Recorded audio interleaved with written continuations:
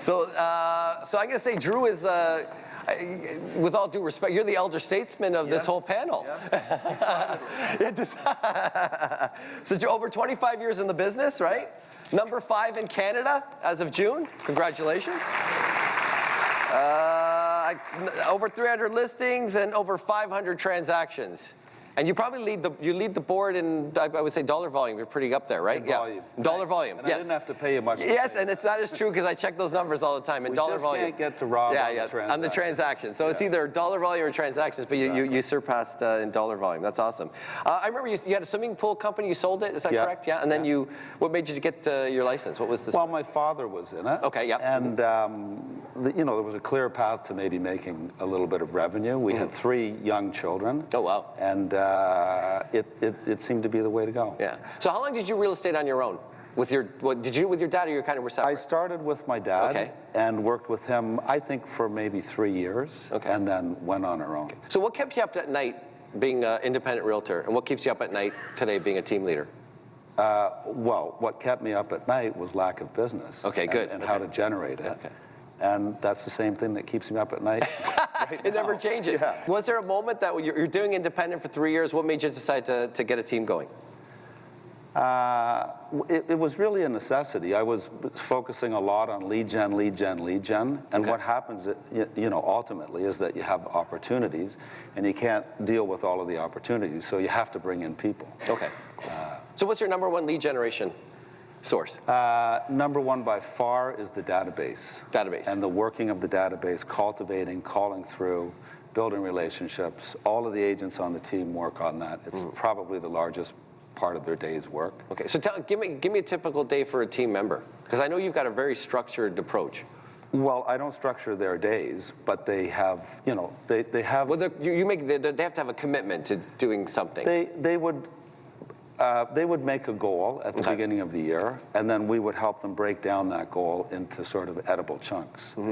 And one of the large components of that is how many people do you have in a database, and if you have people in a database, we mandate a certain amount of care that has to happen with those clients. Okay. And that mandated care is then audited by, an administrator.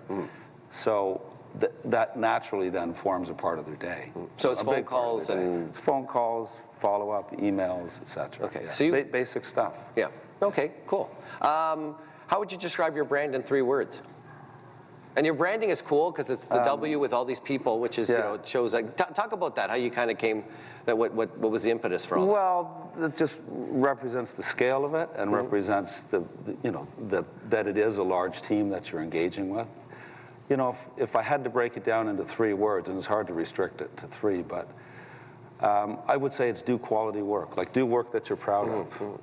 And that'll return great dividends. You got tremendous market share in Waterdown. What was your vision? How did you figure out that you could really, start in an area like that and really grow and well, it was kind almost militarily. Yeah, it was kind of abandoned. Oh, okay, cool. And nobody focused on it, and yet it was a large market. And we thought we could get a piece of it, and then a larger piece, and then a larger piece, and fortunately that happened. Yeah. Do you think anybody could do that now, like today, like what you did in terms of the? I think they could do that and much, much more. Because you think why? We stumbled into it. Because it's all there. It's all available for anybody to do, and it's really not that complicated. Yeah. It's a lot of rote work.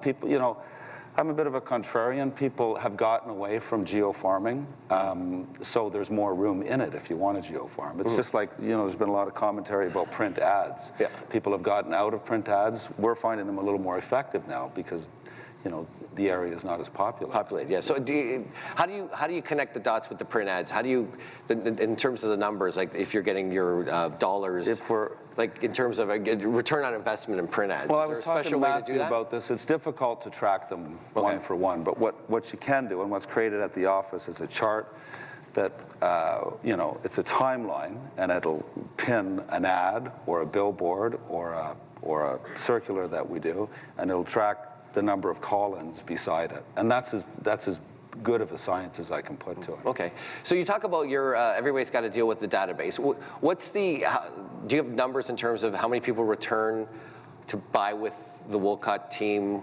over time? And do you ever do exit polling and find out why they listed with somebody else? No, I don't, and should. How many people return? I don't have those numbers. I can tell you, 40 to 60% of our business comes directly out of the database, and you could argue, maybe another 20% is a fallout of that business. Okay. Yeah. You guys do open houses? Is a big source? Is that just a source? Yeah, big source of lead generation and ultimately business for sure. Okay. So buyer agents do a minimum of 2 open houses every month, and I think they see it as a way to revenue. You also taught me something, and maybe you don't remember this conversation. Yeah, probably not. He is a senior guy, I say right? a lot of stuff. No, you had this conversation with me. You had asked me the numbers of, as a company, you said to me, what are your sales, your listings, and your sales? Your buy sides and your listing side. And I had told you a number, and you said, no, you're not efficient. You told me you guys aren't efficient. And at the time, we had 58 on the listing side, and we had 42 on the buy side. And you said, you're not efficient. You have to have that 50-50. You still believe in that? Well, I aspire to it. We're not there. I think we're 54% listings, right? But we're always trying to balance it at 50-50. I mean, there should be a buying end for every listing end. Otherwise, you're leaving something on the table. On the table, totally. And that's what you go into that with that kind of mindset. Absolutely, Cool. What's something that you do for a consumer that really makes them coming back? Like, what's something that's a little jewel that you maybe a system thing that you do? I think it's just a series of many, many little things. So it's, there are closing gifts. There's many, many contact points along the way. There's, always keeping their interest at heart, I think really keeps them coming back, and them, inferring that. So who's doing all that? Is it unlicensed and licensed, or is it a combination of the lead agent? It's a combination. It's a combination. It's from the front door on. There's an ethic in the office. Okay. So what do you do to motivate your team members on a regular basis? Similar to the answers that you've had, we, they motivate themselves. They set a goal, and we keep them accountable. That's what motivates them. All of the sales and income and work and appointments and everything is transparent. So there comes to be an accountability within the team. They don't want to let the team down because their goal is a component of the team goal. What's a big challenge we have in the industry right now? Well, there are all these models of no commission that are out there that are chipping away at the overall commission. You and I have talked about this. There isn't a road to profit for any of these companies. They're great capital raisers, but they do interrupt the industry. Hopefully, the stock market investors will figure that out and ultimately they'll disappear. They seem to come and go. Well, none of the disruptors have made any money. Compass have made any money. That's what I mean. And all the kinds. So, what's the big kitchen table objection you guys are seeing right now? Price and commission. Price? Yeah. Because they're still back in 2017. Yeah, a lot of that, or they're just deluded about the value of their home in general. Yeah, that too. That too. So you've been in this gig a long time. You've grown this team. You made some mistakes along the way. You want to share some? Never made one. No, never made one? Okay, that's awesome. I like it, honesty. That's honesty. Would you something you would have done differently or done quicker, or you would have moved quicker on something? Or I should have hired quicker. I should have maybe invested sooner. Okay. I should have got a coach sooner, definitely. Okay. I wish I could have incorporated sooner.